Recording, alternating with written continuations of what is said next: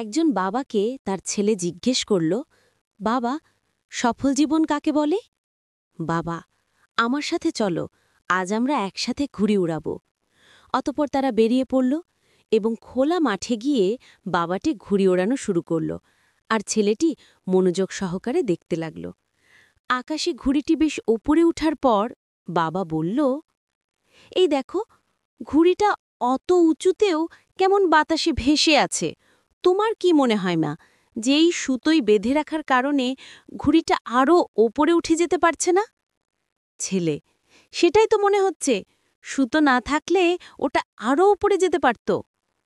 এটা শুনে বাবা ওনার হাতের সুতোটা কেটে দিলেন, আর ঘুড়িটা সুতার টানমুক্ত হয়েই প্রথমে কিছুটা উপরে গেল, কিন্তু একটু পরেই নিচের দিকে নামতে নামতে মাটিতে পড়ে গেল।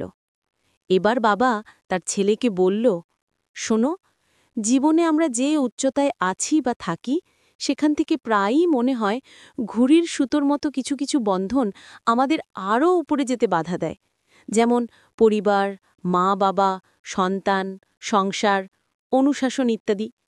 আর আমরাও সেই সব বাঁধন থেকে কখনো কখনো মুক্ত হতে চাই।